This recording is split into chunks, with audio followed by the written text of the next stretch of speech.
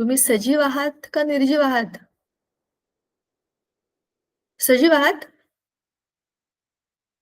नाही. चला हो किंवा नाही डोके हलवून सांगा. सजीव आहात का?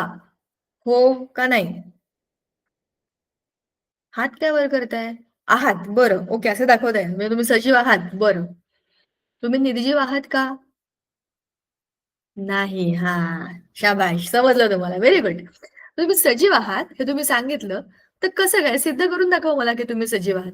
तुमच्या म्हणण्यावर मी विश्वास का ठेवायचा? तुम्ही म्हणताय म्हणून ह्याला काही अर्थ नाही. विज्ञानामध्ये सिद्ध कराव्या लागतात गोष्टी. अनम्यूट करा आणि सांगा की तुम्ही सजीव कसे?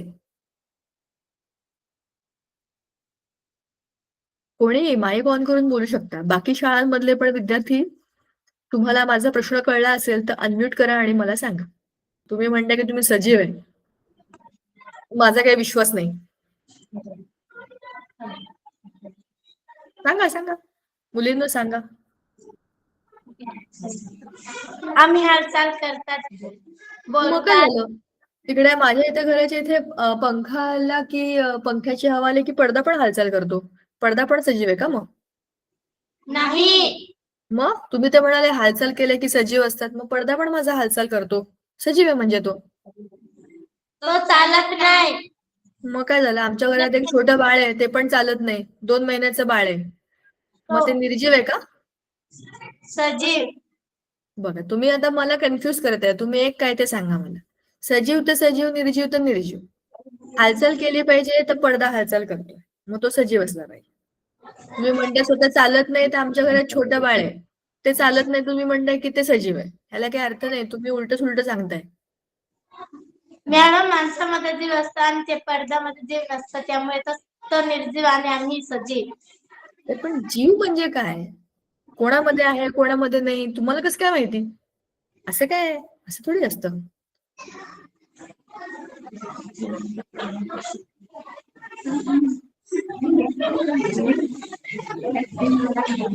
चला, आपण सोपं करूया. झाड सजीव आहे का निर्जीव? सजीव. बघा, आता परत तुम्ही उत्तर बदललं. झाड जागा बदलते का? जिकडे असतं तिथेच असतं. हालचाल करतं का? फिरतं का झाड? नाही. सजीव. मॅडम झाड वाढतं त्यामुळे सजीव असं म्हणता येतं. म्हणजे तशी वाढ होते, वाढ होते. अच्छा, असं हो. म्हणायचं का? म्हणजे काही गोष्टींची वाढ होते, काही गोष्टींची वाढ होत नाही. मग ज्यांची वाढ होते ते सजीव. असं आहे का ते? नाही. मग झाड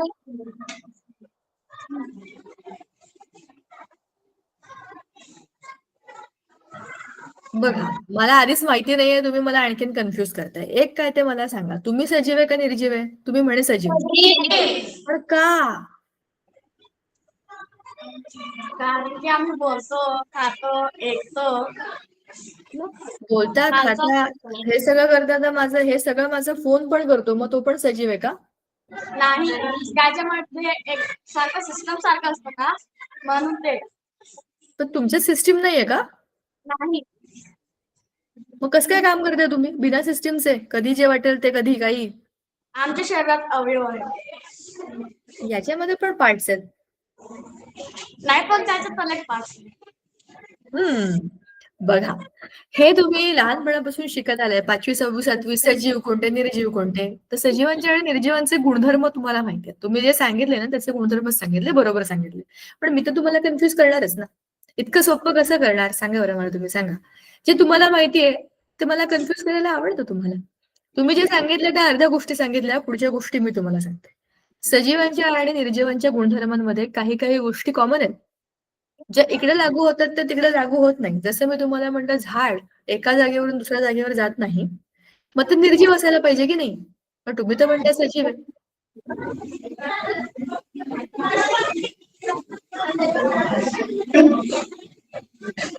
कारण सगळ्यात महत्वाचा गुणधर्म सजीवांचा जो निर्जीवांमध्ये नसतो ते आहे नैसर्गिक वाढ.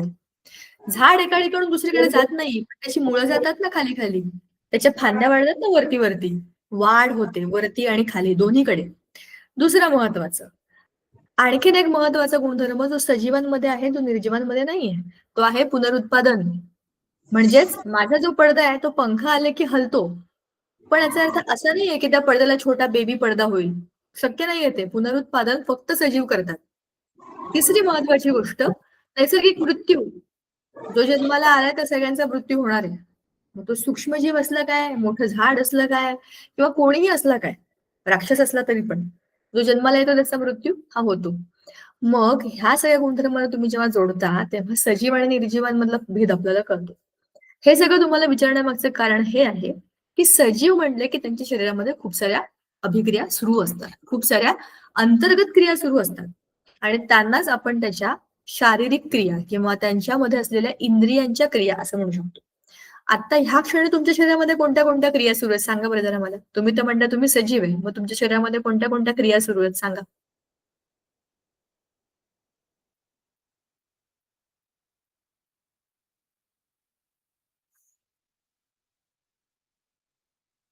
हे काय नाव आहे? GAS, गोटकुळ, कोटगुळ, आय डोंट नो काय म्हणतात, कसं म्हणायचं ते. पण कुठली स्कूल जॉईन आहे का? तर तुम्ही अनम्यूट करा आणि बोलू शकता. एका शाळेतल्या मुलांनी मस्त उत्तरं दिलेली आहेत. बाकीच्यांना पण हरकत नाहीये प्रयत्न करून बघायला. अनम्यूट करा आणि बोला की आपण गप्पाच मारतोय. जनरल टॉपिक आहे हा. तुमच्या शरीराबद्दल तुम्हाला विचारते मी. त्याच्यामुळे तुम्हाला ते माहिती असलंच पाहिजे. तुमच्या शरीरामध्ये आता या क्षणी कोणत्या कोणत्या क्रिया सुरू आहेत?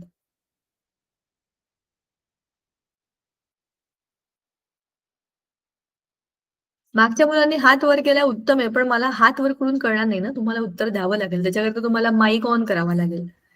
सो बरोबर सांगता तुम्ही. प्रयत्न तर चांगला करताय. तर उत्तर पण देऊन टाका. आणि इथे असलेल्या इतर 2 शाळा. हे काय नाव आहे बरं? दिलची कोकणी. मगाशी तुम्ही छान उत्तर दिली की मुलाला. तुम्ही सांगा आता या क्षणी तुमच्या शरीरामध्ये कोणत्या-कोणत्या माईक आणि कॅमेरा बंद आहे. तुम्हाला माझा आवाज तरी ऐकू येतोय ना? येस. Yes yes. ओके. सांगा. कोणत्या-कोणत्या क्रिया सुरू आहेत तुमच्या शरीरामध्ये आता?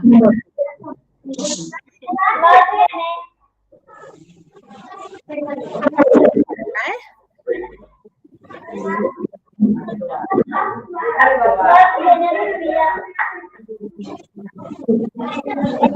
मला काहीच समजलं नाही. नुसता आवाज येतोय. शब्दच कळत नाही.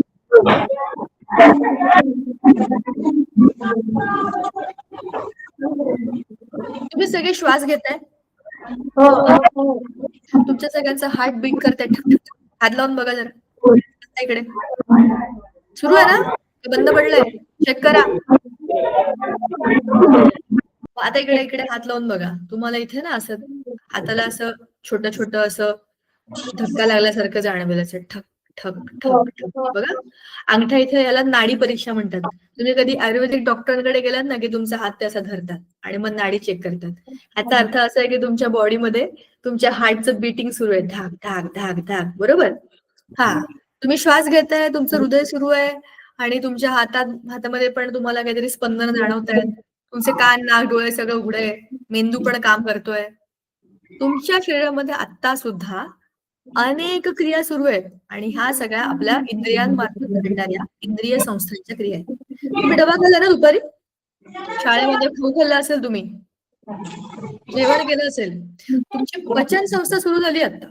बरोबर? ह्याचा अर्थ असा आहे, की आपल्या शरीरामध्ये अविरतपणे सगळ्या संस्था काम करत असतात आणि ह्याच आपल्या इंद्रिय संस्था आहेत, ज्याचा अभ्यास आपण आता करणार. तर तुम्ही माईक बंद केलात तरी चालेल, कारण मी आता स्क्रीन शेअर करणार. तुम्हाला काही बोलायचं असेल तर तुम्ही माईक ऑन कराल बिनधास्त. ठीक आहे? आपला जो विषय आहे तो आहे इंद्रिय आणि इंद्रिय संस्था. सी म्हणजे काय? जे आपण मगाशी बोललो तेच. मानवी शरीर म्हणजे तुमचं शरीर आणि माझं शरीर आपण दोघं मानव आहोत ना. मानवाच्या शरीराचा आणि त्यातल्या इंद्रियांचा अभ्यास आपल्याला करायचा आहे. किती इंटरेस्टिंग टॉपिक आहे. आपण आपल्या शरीराचा अभ्यास करतोय. इतकं सोपं आणि इतकं महत्वाचं आणि तितकंच परीक्षेच्या दृष्टीने सुद्धा आवश्यक. बायोलॉजी ह्याला म्हणतात बायोलॉजी म्हणजे जीवशास्त्र. बघा. आता मानवी शरीर आणि इंद्रिय संस्था. बाप रे बाप! काय चित्र आहे ना डेंजर. असं वाटलं डॉक्टरकडेच गेलोय की काय आपण. जरा आधी चित्राकडे बघा. काय काय दिसतंय. असं ना एक ट्रान्सपरंट बॉडी आहे. आरपार दिसणारी बॉडी. त्या बॉडीच्या मध्ये ना T1, T2, T3 असे काय काय काय काय लिहिलेले आहेत. ते काय आहेत तुम्हाला माहितीये का? त्यावेळेला मणक्यांचे नंबर आहेत. पाठीच्या मानेच्या इकडनं जरा असं बोट फिरवून बघा. खाली पाठीवरून अगदी माकड हाडापर्यंत हात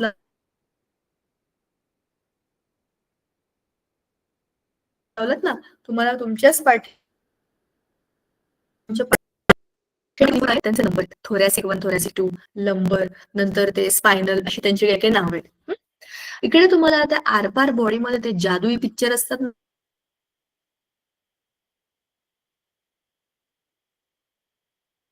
भूताबिताचे, तसं दिसतंय ते शरीराच्या आतलं बघू शकतो आपण. तर ह्या शरीराच्या आतमध्ये काही काही दिसतंय बघा. इकडे बघा असे असे जे स्ट्रक्चर आहे ना, त्या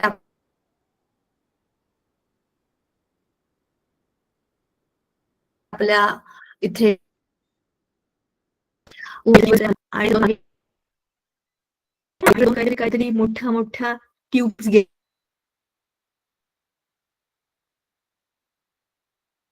गेल्यात. ते युरिनरी ब्लॅडर दिसते. हार्ट आहे का इथे? इथे हार्ट आहे. हो, किती किती बारीक बारीक सिस्टम आहे. इकडे लिव्हर आहे. पॅनक्रियास आहे. आपल्या बॉडीमध्ये काय? हे असं असं एवढंसं चित्र काढतात ना हार्टचं, बघा तसं चित्र पण येते. पण हार्ट तेवढंच नाही आहे, त्याच्या आजूला बाजूला वरती खाली. आता जरा बघा, विसरण सुरू आहे, श्वसन सुरू आहे, पचन सुरू आहे, उत्सर्जन सुरू आहे. आणि एवढंच नाही, आपल्या शरीरामध्ये खूप मोठी केमिकल फॅक्टरी आहे. त्यांचं पण काम सुरू आहे. त्याला हॉर्मोन्स म्हणतो आपण, बरोबर. हॉर्मोन्स आणि एन्झाईम्स हे सगळं आपल्या शरीरामध्ये एकाच वेळेला सुरू आहे. ह्याचबरोबर आपल्या ज्या काही आजूबाजूला चाललेल्या गोष्टी आहेत त्याचं ज्ञान करून देण्याकरता ज्ञानेंद्रिय काम करतात. ह्या सगळ्या संस्थांची महत्वाची कार्य, त्यांची जागा शरीरामधली आणि त्यांचं एकमेकांशी असलेलं कनेक्शन, हे आपल्याला त्यामध्ये समजून घ्यायचंय. बघा, इंद्रिये आणि इंद्रिय संस्था. इंद्रिय आणि इंद्रिय संस्थांची रचना कशी आहे? कुठलंही इंद्रिय तुम्ही घ्या, फॉर एक्झाम्पल हात. हात कशा कशाचा बनलाय? हाताला बोटं आहेत, स्किन आहे, मध्ये हाडं आहेत, मध्ये मसल्स आहेत, रक्त आहे, भरपूर काही काही आपल्या हातामध्ये आहे. आता ह्या कशापासून बनल्या याचा विचार करूया आपण. आपली बोटं कशापासून बनलेली आहेत? हाडं कशापासून बनलेली आहेत? रक्त कशापासून बनलेलं आहे? मसल्स कशापासून बनलेले आहेत? सगळ्याचं सगळं त्याच्याहून छोट्या छोट्या युनिट्स पासून बनलेलं आहे. हाडांची गोष्ट वेगळी आहे, हाडं वेगळीच असतात. हाडं आपल्या शरीरातली स्केलेटल सिस्टीम आहे. पण बाकी सगळ्या गोष्टी ह्या पेशींच्या बनलेल्या आहेत. म्हणजे लहान लहान लहान एक एक एक एक सेल, ज्याच्यापासून पुढे पुढे बिल्डिंग बनली आहे. बघा कशी आहे ती पेशी. हृदयाची पेशी वेगळी आहे, किडनीची पेशी वेगळी आहे, ब्रेनची पेशी वेगळी आहे, स्किनची पेशी वेगळी आहे. सगळे स्पेशलिस्ट आपल्या आपल्या कामात. आता इंद्रिय आणि इंद्रिय संस्था या विशिष्ट पेशींपासून बनलेल्या असतात. प्रत्येकाचं एक स्पेशल काम आहे. आता आपल्या शरीरामध्ये कोणत्या कोणत्या इंद्रिय संस्था काम करतायत बघा. सगळ्यात पहिले पचन संस्था, ज्याच्या आजूबाजूला आपलं सगळं आयुष्य फिरतं. हम सब ये काय म्हणतात त्याला, पापी पेट के लिए कर रहे हैं.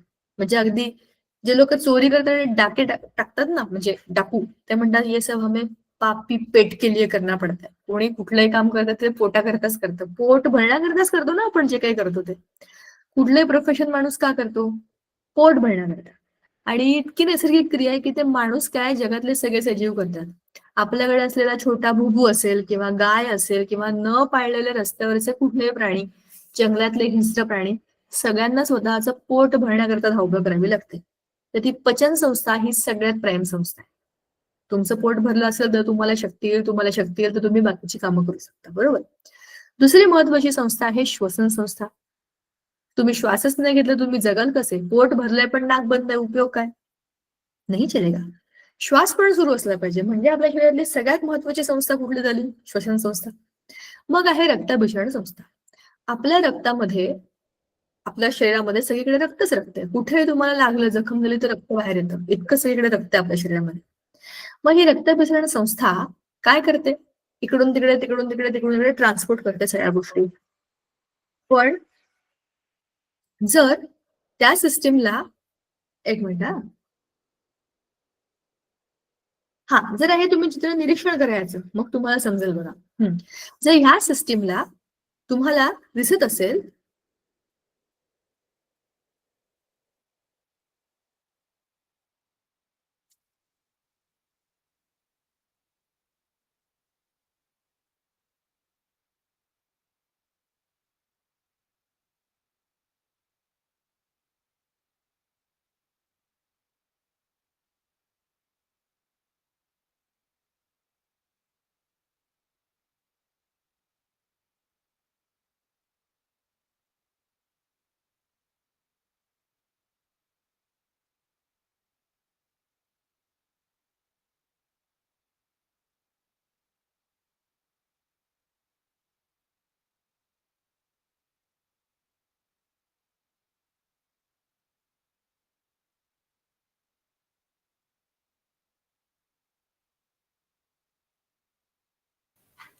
येस. ओके.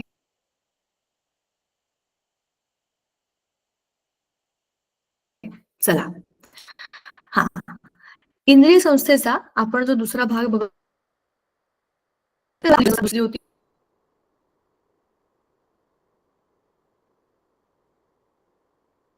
श्वसन संस्था.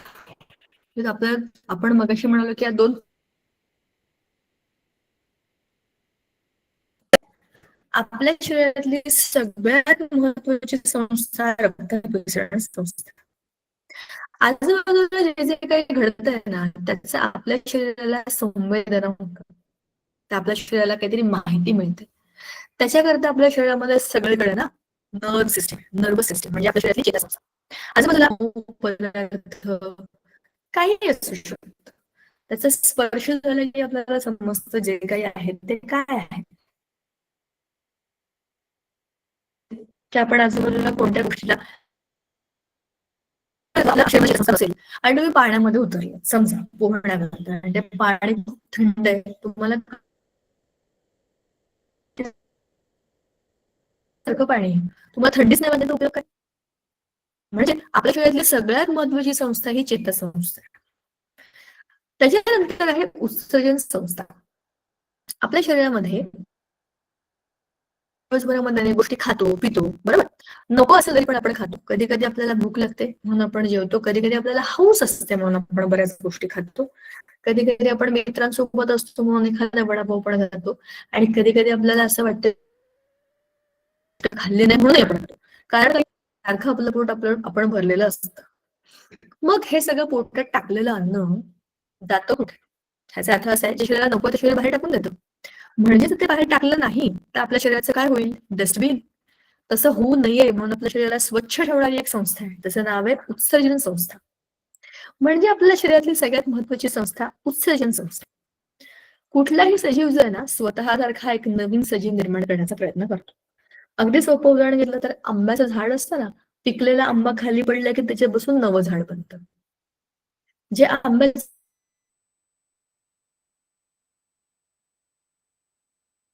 झाड करतो तेच एखादी गाय किंवा एखादा घोडा किंवा अगदी छोटासा आम्ही किंवा आपण कुठलाही सजीव स्वतःसारखा नवीन जीव निर्माण करणं आणि स्वतःची जी रेस आहे ती कंटिन्यू करणं हे काम करतं. त्याला म्हणतात प्रजनन संस्था. म्हणजे स्वतःचं अस्तित्व टिकवणारी संस्था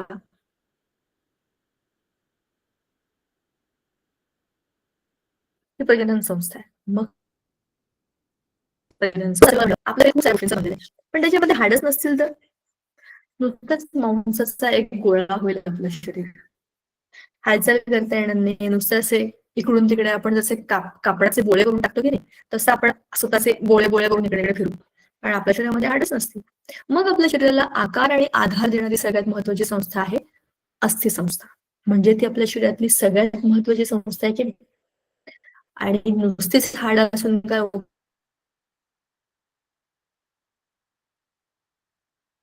उपयोग. नुसतंच रक्त असून काय उपयोग.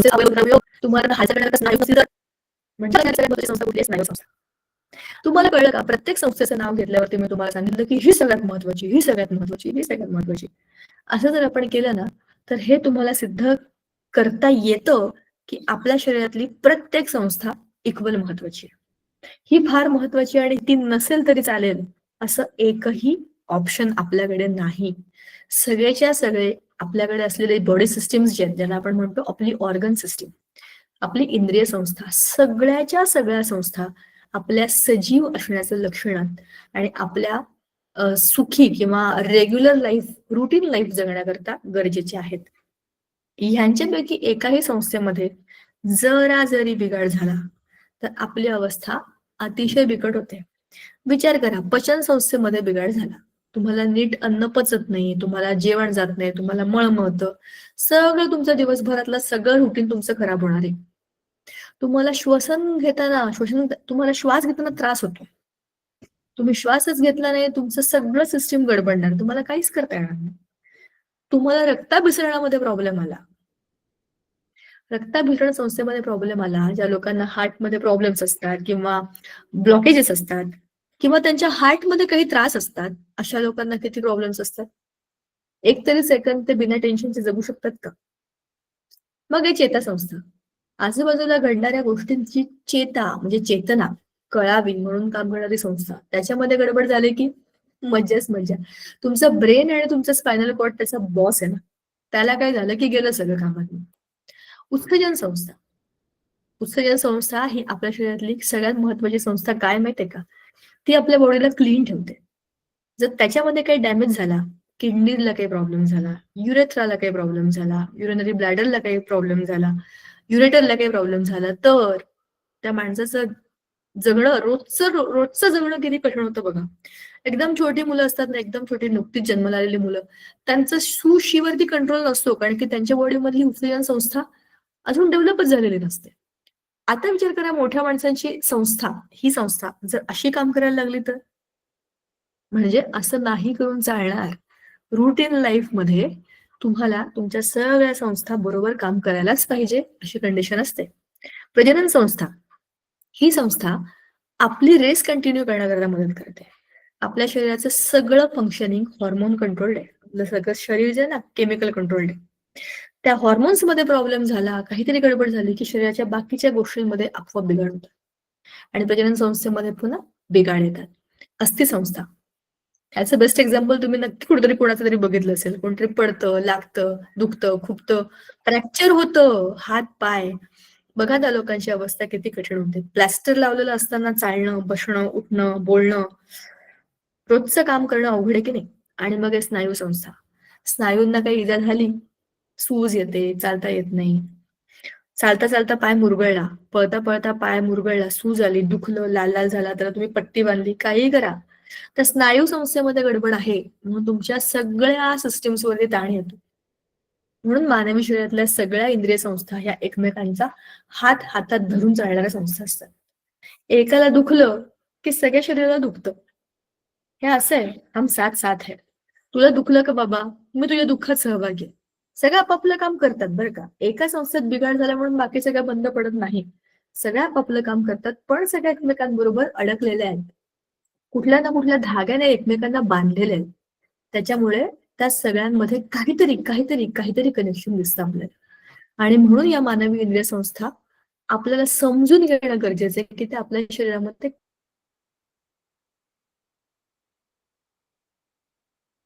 कशा चालतात. आता जीवन प्रक्रिया.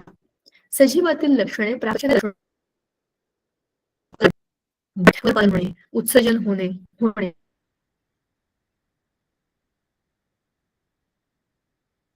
श्वसन, जे काही आपल्याला त्यांच्यामध्ये सगळ्या जीवन प्रक्रिया होतात.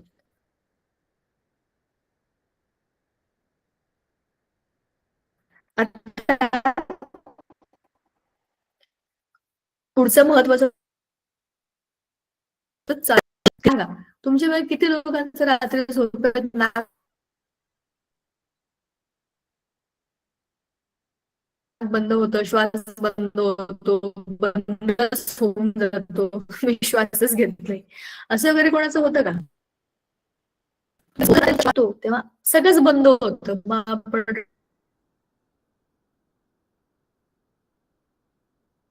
रडून उठतो, मला नाक बंद झालंय, मला झोप येत नाहीये, मला कसं तरी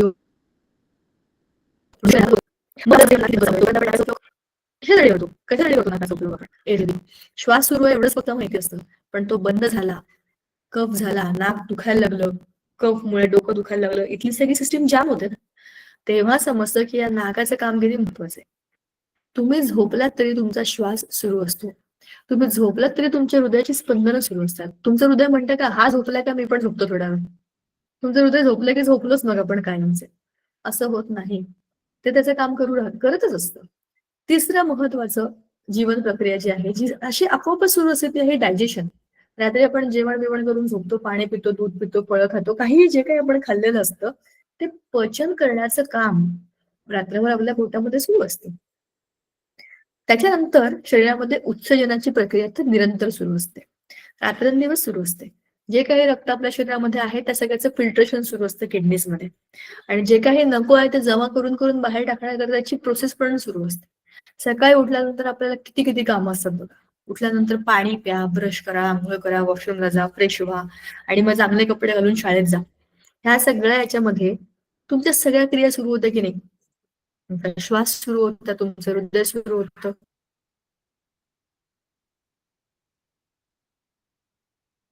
तुमची ज्ञानेंद्रिय संस्था सुरू होते. तुम्हाला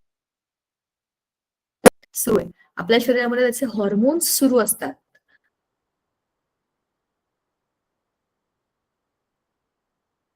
ती सुरू असते. कुठल्या ना कुठल्या फॉर्म मध्ये आपल्या शरीरामध्ये, जसं मी तुम्हाला मगाशी म्हटलं, आपलं शरीर हे केमिकलची फॅक्टरी आहे. वेगवेगळे केमिकल्स आपल्या शरीरामध्ये वेगवेगळ्या वेळी फिरत असतात. फिरतायत ते तुमच्या वाढी, तुमची उंची वाढेल, तुमच्या शरीराचा एक आकार बदलेल, तुम्ही आता मोठे होताय, लहान होतात, छोटे होतात, त्या मुलाचा केस होतात. आता तुमच्या शरीरामध्ये आणि तुमच्या लहानपणीच्या फोटोमध्ये जरा लावून बघा, तुम्हाला अंतर दिसतंय की नाही? कारण तर तुमच्या शरीरामध्ये काही केमिकल्स असे येतात त्याच्यामुळे तुमचं शरीर आता हळूहळू सगळं बदलेल. आणि तुमची 11वी-12वी जेव्हा सुरू होईल तेव्हा तुम्ही युवक आणि युवती झालेले असाल. म्हणजेच काय, शरीरामध्ये बऱ्यापैकी बदल झालेले असतात. आणि हे का होतात? जसं मी तुम्हाला म्हटलं की प्रजनन संस्था काम करत असते. एकाच वेळेला एकाच दिवसामध्ये हा बदल होत नाही. हा बऱ्याच वर्षांचा रोजचा हळूहळू होणारा बदल आहे. तुम्हाला आता नाही कळणार की रोज तुमच्या शरीरामध्ये प्रजनन संस्था काय काम करते, पण ती करते. एका विशिष्ट वयामध्ये जेव्हा आपली बॉडी पूर्ण तयार होते तेव्हा, जसं मी म्हटलं त्याप्रमाणे, जेव्हा आंबा पूर्णपणे पिकतो आणि खाली पडतो त्याच्यातनं नवीन झाड उगवतं. ही नैसर्गिक प्रक्रिया करण्याकरता सगळेच्या सगळे सजीव हे सक्षम होतात. बरोबर. नंतर वेगवेगळ्या इंद्रिय संस्थांचे काम, जीवन प्रक्रियांचे वेगवेगळे टप्पे असतात. वेगवेगळ्या टप्प्यांवरती वेगवेगळी इंद्रिय वेगवेगळी कामं पार पडतात. उदाहरणार्थ, दिवसभराच्या आपल्या कामामध्ये श्वसन तर निरंतर चालू आहे, उत्सर्जन पण चालू आहे. त्याच्यानंतर डायजेशन कधी सुरू होतं? आपण जे खाल्लंय ते मशीनमध्ये टाकलं की ते बारीक करून त्याचे काम सुरू होतं. पण आपल्या विशिष्ट वयाच्या टप्प्यामध्ये, जीवन प्रक्रियांच्या विशिष्ट टप्प्यांमध्ये, जसं आपण आता जे काही बोललो की एका विशिष्ट काळामध्ये पुनरुत्पादनाचं काम शरीरामध्ये जास्त प्रमाणामध्ये, जास्त महत्वाचं मानलं जातं, त्यावेळेला आपली सगळी इंद्रिय त्या कामाला मदत करतात. तुम्ही बघितलं असेल तुमच्या आजूबाजूला किंवा नातेवाईकांमध्ये, एखाद्या फॅमिलीमध्ये जेव्हा छोटं बाळ येणार असतं तेव्हा त्या घरामध्ये ती जी आई होणार असते की नाही, ती मुलगी किंवा ती ताई जी कोणी असते, ती जी आई होणार असते तिच्या शरीरामध्ये खूप सारे बदल होतात. कारण की तिच्या शरीरामध्ये एक छोटा बाळ आहे. म्हणजेच काय, तिच्या शरीरामध्ये बाकी सगळ्या प्रक्रिया तर सुरू आहेतच, पण त्याच्याबरोबर आणखी एक छोटूस बाळ, त्याच्याही प्रक्रिया सुरू झालेल्या आहेत. म्हणजेच वेगळ्या वेगळ्या टप्प्यांवरती हीच इंद्रिय शरीरातली आता वेगळ्या वेगळ्या रोलमध्ये आलेली आहे. बरोबर. कुठलं पण बाळा तुम्ही बघा, अगदी छोटी छोटी तुम्ही भुबूची पिल्लं बघितली असेल, 5-6 पिल्लं, तुम्ही आमच्याच घराच्या आजूबाजूला छोटी छोटी 5-6 पिल्लं आणि त्यांची मम्मा आहे.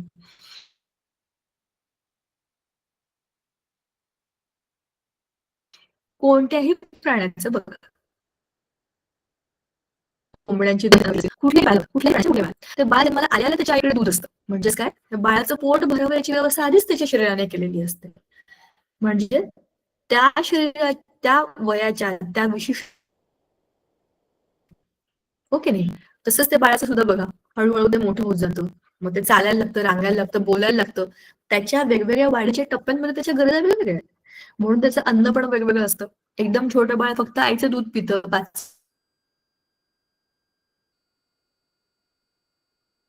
5-6 महिन्यापर्यंत.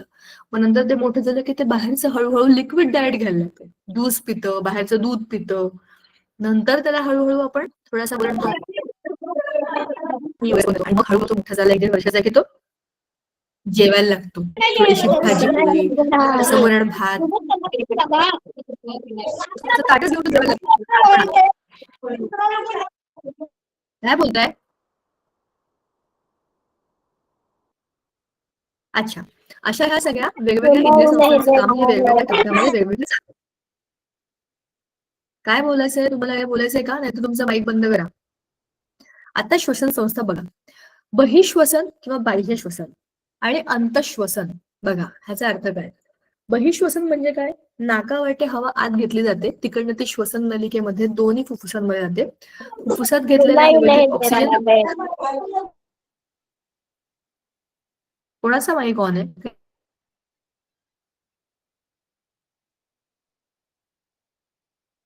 काय बोलायचं आहे का तुम्हाला?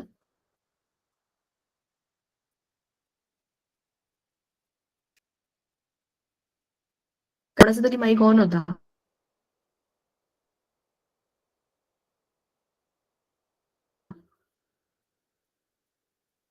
ठीक आहे, नका माझ्याशी बोलायचं नसेल तर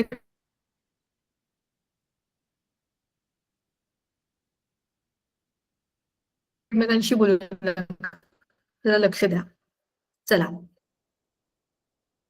आपण शरीरामध्ये घेणं बाह्य, बाह्य किंवा इथून जी पाईपलाईन जाते ती जाते कुठे? दोन भागांमध्ये, दोन आपल्या फुफ्फुसांमध्ये. ते बहिःश्वसन आहे.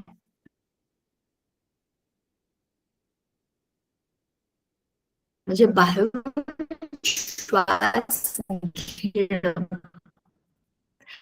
आता या फुफ्फुसांमध्ये गेलेल्या श्वासाच्या पुढे काय होतं? त्या हवेतील ऑक्सिजन रक्तात जातो.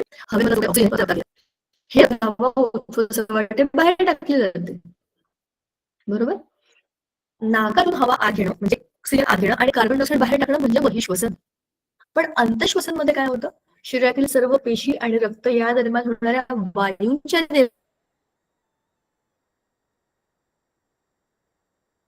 देवाणघेवाणीला अंतःश्वसन म्हणतात. प्रत्येक पेशीच्या आतमध्ये, प्रत्येक पेशींमध्ये हे बाहेरच आहे बहिःश्वसन.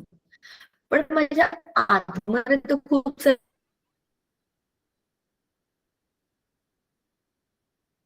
सेल्स आहेत, खूप साऱ्या पेशी आहेत. त्या सगळ्या पेशी आहेच का? आणि उच्छ्वास करणं. त्या पेशी आपल्या शरीरामध्ये असलेल्या ग्लुकोज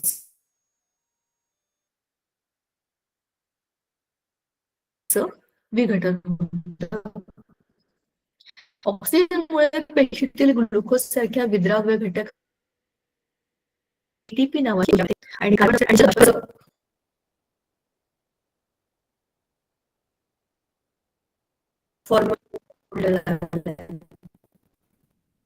C6H12O6 म्हणजे आपलं ग्लुकोज म्हणजे शुगर आणि प्लस हा प्लस 6H2O म्हणजे पाणी, एटीपी 38 एटीपी 38 त्याचे युनिट्स बनतात. एटीपी म्हणजे अशा पद्धतीने श्वसन संस्थेमधनं आपण जे काही अन्न खाल्लंय ना त्याच्या ज्वलनामधनं एनर्जी मिळते.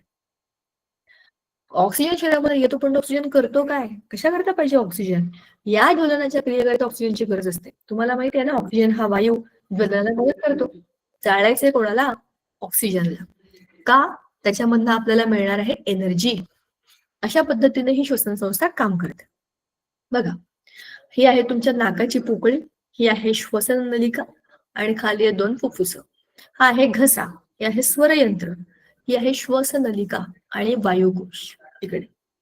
आता इकडे बघा, वायुकोश म्हणजे एक एक आपण जर त्याच्यातलं फुफ्फुसाच्या आतलं जे काही स्ट्रक्चर आहे ते एक एक बघितलं तर तुम्हाला ते स्ट्रक्चर असं दिसतं. आणि त्याच्यामध्ये हे बघा, हे आहे तुमचं केशिकेमधलं वहन आणि रक्तातील तांबड्या पेशी, हे रक्त आहे. केशिका म्हणजे एकदम बारीक बारीक कॅपिलरीज असतात. हवेचा प्रवाह आत आणि बाहेर, वायुकोशाच्या आत आणि बाहेर वायू प्रवाह होतोय. यातला ऑक्सिजन दिला, कार्बन डायऑक्साईड बाहेर टाकला आणि ह्या केशिकेमधनं हे कार्बन डायऑक्साईड जमा करून बाहेर टाकलं जातं. अशा पद्धतीने हे काम चालू राहतं. ह्युमन रेस्पिरेटरी सिस्टीम बघा, ट्रकिया म्हणजे विंड पाईप, अप्पर लोब म्हणजे हा, लोअर लोब म्हणजे खालचा पार्ट, हार्ट त्याच्यामध्ये असतं लपलेलं, ब्रॉन्कस म्हणजे ही जी पाईप आहे ती, पल्मोनरी आर्ट्रिओल हे त्याचं नाव आहे. आर्ट्रिओल म्हणजे कोण? जे ऑक्सिजन घेऊन आलेलं रक्त नेतात त्या. आणि पर्मनरी वेन्यूल म्हणजे इकडचं रक्त घेऊन जाणाऱ्या निळ्या रंगाच्या. एल्व्हिओलाय हे ह्या एकेका द्राक्षासारखं जे स्ट्रक्चर दिसतं ना त्याचं नाव आहे एल्व्हिओलाय. आणि आपल्या छातीला पोटापासून विलग करणारा एक स्नायूचा पडदा आपल्या शरीरामध्ये असतो, त्याला म्हणतात डायफ्राम. डायफ्रामच्या वरच्या बाजूला लंग्स आणि हार्ट आहे आणि डायफ्रामच्या खालच्या बाजूला अख्खी डायजेस्टिव्ह सिस्टीम आहे. ठीक आहे. आता श्वसन संस्थेची रचना कशी असते? त्याच्यामध्ये आहे नाक. श्वसन क्रियेची आणि श्वसन संस्थेची सुरुवातच आपल्या नाकापासून होते. नाकातील केसांच्या आणि चिकट पदार्थांच्या सहाय्याने हवा गाळून आत घेतली जाते. आपलं शरीर एवढं फॅन्टॅस्टिक मशीन आहे, मी तुम्हाला सांगते बघा. बाहेर हवा आहे, हवेमध्ये बारीक कण असतात, काही काही पार्टिकल्स असतात, काही बॅक्टेरिया असतात, काही सूक्ष्मजीव, काही असू शकते. आपल्या नाकामध्ये केस आहेत आणि त्याच्यामध्ये कसा चिकट चिकट पदार्थ असतो, इथे मागे असतो, मागे. त्याचं काम कशासाठी असतं? आपण जो काही श्वास घेतोय त्याच्यामध्ये काही चिटकतात वस्तू, ज्या मोठे मोठे मातीसारखे काही कण असतात, काही अनावश्यक गोष्टी असतात, त्याला ते चिकटतं मागे आणि हवा फिल्टर होते त्या केसांच्या मधून. म्हणजे नको असलेल्या गोष्टी इथेच अडकतात, गळून पडतात. आपण उच्छ्वास करतो तेव्हा ते बाहेर पडतात. पण जे आत जातंय त्याच्यामध्ये कुठलाच प्रॉब्लेम नसला पाहिजे याच्याकरता पहिल्यांदा इथे क्लिनिंग होतं. भारी आहे ना? नाकानंतर काय आहे? नाकानंतर सुरू होतो घसा. या घशामध्ये काय होतं? आपल्या घशापासून अन्ननलिका आणि श्वसननलिका सुरू होतात इथून. श्वसननलिका अन्ननलिकेच्या पुढे असते. श्वास पुढे, अन्न मागे. श्वसननलिकेमध्ये काय आहे? त्याच्या सुरुवातीचा भाग हा स्वरयंत्रामुळे फुगलेला असतो. स्वरयंत्र. मुलींचं स्वरयंत्र वेगळं असतं आणि मुलांचं स्वरयंत्र वेगळं असतं. मुलांचे आवाज बदलतात. लहानपणी वेगळे असतात, मोठे व्हायला लागले की ते आवाज बदलतात त्यांचे. त्यांना कंठ फुटतो. त्यांच्या स्वरयंत्रामध्ये इथे असा फुगलेला भाग जास्त असतो. पण आपल्या सगळ्यांना स्वरयंत्र आहे. तर स्वरयंत्राशिवाय आपण बोलू शकलो नसतो. छातीमध्ये श्वसन नलिकेला 2 फाटे फुटतात. इथपर्यंत ती गेली, इकडे त्याचे 2 भाग होतात. मग आहेत फुफ्फुसं. छातीच्या पोकळीमध्ये हृदयाच्या उजव्या आणि डाव्या बाजूला एक फुफ्फुस असतं. फुफ्फुसं ही लहान लहान कप्प्यांची बनलेली असतात. त्यांना वायुकोश असं म्हणतात. छोटे छोटे, बारीक बारीक द्राक्षासारखेचे भाग आहेत ना, ते त्याच्यामध्ये त्याची जी रचना आहे फुफ्फुसांची ती त्या वायुकोशांची बनलेली असते. आता पुढे श्वासपटल. श्वासपटल म्हणजे त्याला आपण म्हणतो डायफ्राम. बरगड्यांनी बनलेल्या छातीच्या पिंजऱ्याच्या तळाशी एक स्नायूचा पडदा असतो, त्याला श्वासपटल म्हणतात. मगाशी आपण त्या चित्रामध्ये त्याला डायफ्राम म्हणालो होतो, तो डायफ्राम म्हणजे श्वासपटल. श्वासपटलाचे स्थान हे उदर पोकळी आणि छातीची पोकळी यांच्या दरम्यान असते. ते उदर पोकळी म्हणजे पोटाची कॅव्हिटी आणि छातीची पोकळी म्हणजे छाती वरच्या बाजूला, जिकडे आपले लंग्स आणि हृदय ठेवलेले आहे. या दोघांना वेगळं करण्याचं, मी तुम्हाला म्हणलं ना डायफ्राम, त्या दोघांना वेगळं करण्याचं काम या श्वासपटलाचं असतं. त्याचं कार्य काय असतं? बरगड्या किंचित वर उचलल्या जाणे आणि श्वास, ह्या दोन्ही क्रिया एकदम घडल्यामुळे फुफ्फुस हे काय लिहिलंय, सगळं पुसलं गेलंय, हो की नाही? तर हे श्वासपटलाचं कार्य आहे. त्याच्यामुळे प्रेशर अप डाऊन केलं जातं. फुफ्फुसांना उचलणं, सोडणं, उचलणं, सोडणं. ह्याच्याकरता तो जो स्नायूचा पडदा आहे ना, हा मदत करतो. हे आपण पुस्तकात बघू. पुढच्या वेळेला हा सगळा भाग आहे ना, आपण पुढच्या वेळेला बघूया. आज आपली श्वसन संस्था पूर्ण झाली. बरंच काही आपण बोललो श्वसन संस्थेबद्दल. त्याला जरा आपण एकदा पुस्तकात बघूया. त्याचं काय काय दिलेलं आहे, म्हणजे मग आपल्याला आज थांबता येईल.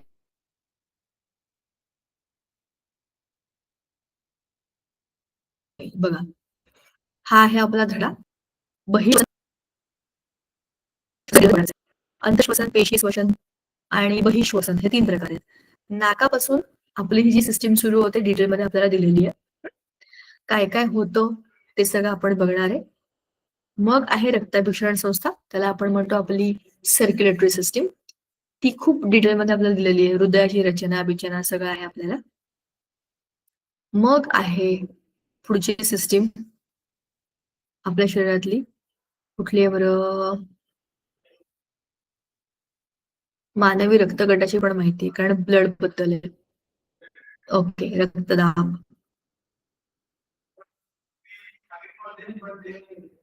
हा 2च सिस्टीम्स आहेत आपल्याला, काही चिंता नाही. पण हा धडा आपल्याला संपवायला अजून 2 लेक्चर्स तरी लागतील, कारण की बरंच काही काही याच्यामध्ये.